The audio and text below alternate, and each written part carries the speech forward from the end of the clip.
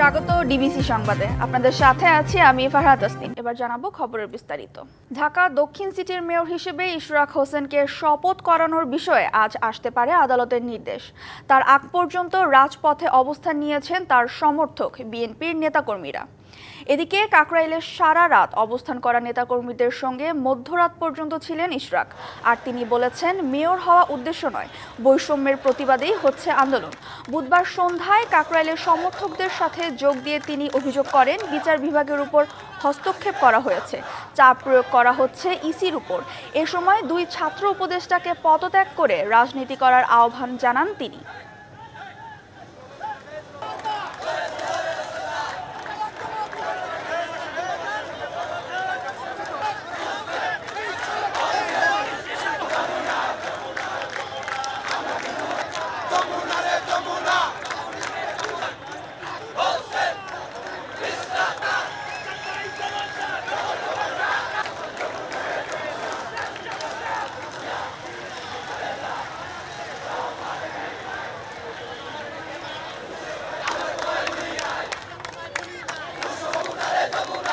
ইশরাক সমর্থকদের আন্দোলন চালিয়ে যাওয়ার ঘোষণার পরে রাত থেকে সকালেও রাজধানীর কাকরাইল মসজিদের সামনের মোড়ে অবস্থান কর্মসূচি চালিয়ে যাচ্ছেন তারা।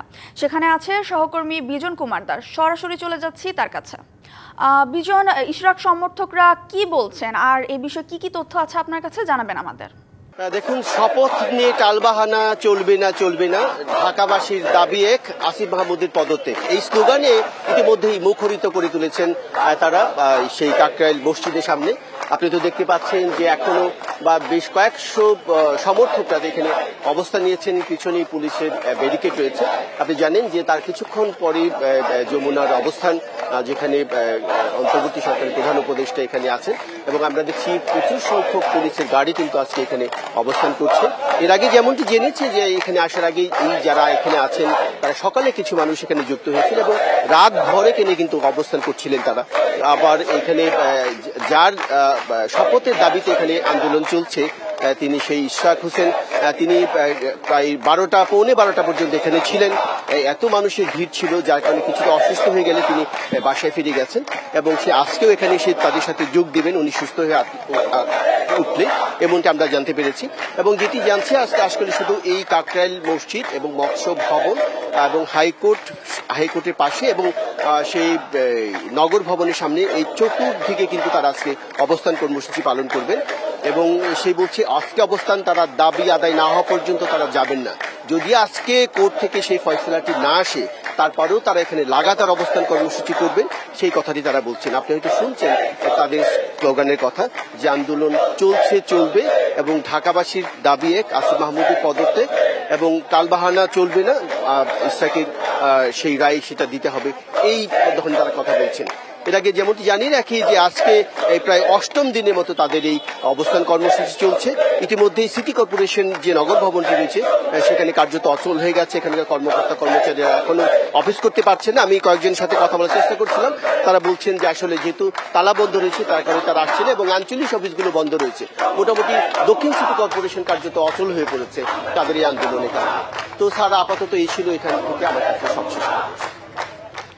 বিজন, আপনি থাকুন, পরবর্তী তথ্যের জন্য আমরা আবার যুক্ত হব আপনার সাথে। ধন্যবাদ আমার সাথে যুক্ত হওয়ার জন্য। অধ্যাদেশ বাতিলের দাবিতে আন্দোলনরত রাজস্ব কর্মকর্তারা লাগাতার অসহযোগিতার ঘোষণা দিয়েছেন। এনবিআর চেয়ারম্যানের পদত্যাগের দাবি জানিয়ে তারা বলছেন, সরকারের কাছে তাদের দাবির বিষয়ে চেয়ারম্যান নীরব ভূমিকা পালন করছেন।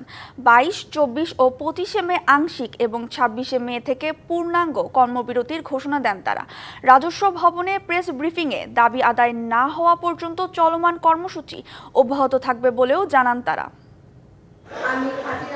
নিজেদের দাবির পক্ষে বক্তব্য তুলে ধরতে মঙ্গলবার অর্থ উপদেষ্টা সহ কয়েকজন উপদেষ্টার সাথে বৈঠক করে এনবিআর সংস্কার ঐক্য পরিষদ ব্যানারে আন্দোলনরত কর্মকর্তারা। কিন্তু বৈঠকে তাদের কথা বলার সুযোগ দেয়া হয়নি বলে অভিযোগ তাদের। হতাশ হয়ে ফিরে আসেন তারা। বুধবার প্রেস ব্রিফিংয়ে তুলে ধরেন নিজেদের অবস্থান। সভা শুরুতেই মাননীয় অর্থ উপদেষ্টা বলেন, আমি মিটিং দীর্ঘ করব না, আমি 6 থেকে 7 মিনিটের বেশি সময় দেব না। এই অচল অবস্থার জন্য দায়ী করেন এনবিআর চেয়ারম্যানকে। তাকে লাগাতার অসহযোগিতার ঘোষণা দেন আন্দোলনরত কর্মকর্তারা। আজ 21শে মে 2025 খ্রিস্টাব্দ প্রেস ব্রিফিং এর পর থেকে এনবিআর এর চেয়ারম্যান মহোদয়ের সাথে লাগাতার অসহযোগ কর্মসূচি। একই সাথে ঘোষিত কর্মসূচির একটি রূপরেখা তুলে ধরেন। 24শে মে এবং 25শে মে শনি রবিবার কাস্টমস হাউস সকল এলসি স্টেশন সমূহ ব্যতীত ট্যাক্স কাস্টমস ভ্যাট বিভাগের সকল দপ্তরে পূর্ণাঙ্গ কর্মবিরতি চলবে। এই 2 দিন কাস্টমস হাউস ও এলসি স্টেশন সমূহে সকাল 9টা থেকে বিকাল 5টা পর্যন্ত কর্মবিরতি চলবে। 26শে মে সোমবার যাত্রী সেবা ব্যতীত ট্যাক্স কাস্টমস ও ভ্যাট বিভাগের সকল দপ্তরে পূর্ণাঙ্গ কর্মবিরতি চলবে। এসব কর্মসূচির পাশাপাশি অচল অবস্থা নিরসনে প্রধান উপদেষ্টা বরাবর স্মারকলিপিও দেওয়ার কথা জানান রাজস্ব কর্মকর্তারা। মেহের মনি, ডিবিসি নিউজ, ঢাকা। দুর্দশাগ্রস্ত ব্যাংকের আমানতকারীদের সুরক্ষা দিতে আইনি ক্ষমতা বাড়ানো হয়েছে কেন্দ্রীয় ব্যাংকের। ব্যাংক রেজুলেশন অধ্যাদেশের আওতায় দুর্বল ব্যাংকের বিরুদ্ধে মালিকানা পরিবর্তন সহ যে কোনো সিদ্ধান্ত নেওয়া যাবে। বিশ্লেষকরা বলছেন এমন সিদ্ধান্ত ইতিবাচক, তবে বিভিন্ন দেশে এমন পদক্ষেপ কতটা ফলপ্রসূ হয়েছে তাও পর্যালোচনা করে দেখতে হবে। নজিরবিহীন জালিয়াতির মাধ্যমে ব্যাংকের আড়ালে সাধারণ মানুষের অর্থ লুটে নেয় দুষ্টচক্র। আওয়ামী লীগ সরকারের আশ্রয়ে অভিনব কায়দায় পাচার হয়েছে এসব অর্থ। শেখ হাসিনা পালিয়ে যাওয়ার পর লাপাত্তা এসব দুর্বৃত্তও। এতে বিপাকে পড়েছেন আমানতকারীরা। গ্রাহকের আমানতের সুরক্ষা দিতে সম্প্রতি ব্যাংক রেজুলেশন অধ্যাদেশ জারি করে সরকার। এখন যে কোনো ব্যাংক ও আর্থিক প্রতিষ্ঠানকে সাময়িকভাবে সরকারি প্রতিষ্ঠানের মালিকানায় নিতে পারবে বাংলাদেশ ব্যাংক। এর বাইরে অস্থায়ী প্রশাসক নিয়োগ, মূলধন বৃদ্ধি, শেয়ার হস্তান্তর সহ প্রয়োজনীয় পদক্ষেপ নেয়ার ক্ষমতা পেয়েছে কেন্দ্রীয় ব্যাংক। এছাড়া দুর্বল ব্যাংকগুলোকে সংস্কারের আওতায় আনতে এক বা একাধিক ব্রিজ ব্যাংক প্রতিষ্ঠা করার সুযোগও আছে। আমরা তো এই আইনের জন্য অপেক্ষা করছিলাম, কি করবো। পিসমিল ভিত্তিতে অনেক সার্কুলার হচ্ছিল, কোনো বিআরপিডি, কোনো ডস, এপিপিডি বিভিন্ন জন করছিল। এখন একটা সিঙ্গেল আমরের মধ্যে এসে সমন্বিতভাবে কর্মপন্থা স্থির করে কাজ করা হবে। বাংলাদেশ ব্যাংকের ক্ষমতা বাড়ানোর সিদ্ধান্তকে ইতিবাচক হিসেবে দেখছেন সংশ্লিষ্টরা। তবে আইনের যথাযথ বাস্তবায়ন এবং সরকারি ব্যাংকের ক্ষেত্রে অর্থ মন্ত্রণালয়ের হস্তক্ষেপ বন্ধে আইনগত বাধা দূর করার তাগিদ তাদের। আমানতকারীরা কোনোভাবে ক্ষতিগ্রস্ত না হয় তাদের সুরক্ষার জন্য, এবং ব্যাংকটা যেন বন্ধ না হয় না, এই ধরনের আইন দেশে ছিল না। সমস্ত কিছুই সরকার বা গভর্নমেন্টের উপর নির্ভর করতে হতো, যেটা হয়তো অনেক সময় রাজনৈতিক বিবেচনার মধ্যে পড়ে যেত। সেটা থেকে এটা বাংলাদেশ ব্যাংকের হাতে আসাতে আমরা মনে করি এটা একটা ভালো পদক্ষেপ। তবে আইনের প্রয়োগের ক্ষেত্রে উন্নয়নশীল দেশগুলোর অভিজ্ঞতা আমলে নেওয়ার পরামর্শ বিশ্লেষকদের। দুর্বল ব্যাংক যেগুলি আছে সেগুলোর শেয়ার তো সাধারণ শেয়ার হোল্ডাররা কিনতে চাইবে না। যদি সরকারি প্রতিষ্ঠানকে কিনতে লাগে বা সরকারি ব্যাংকে কিনতে লাগে, তাহলে এমনিতেই কিছু কিছু সরকারি ব্যাংকের অবস্থা দুর্বল। তাদের দুর্বলতা আরও গভীরতর হয় কিনা সেটাও দেখার বিষয় আছে।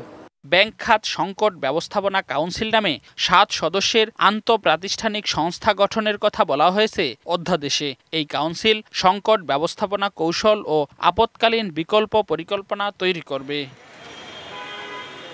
রিদওয়ানুল হক, ডিবিসি নিউজ, ঢাকা।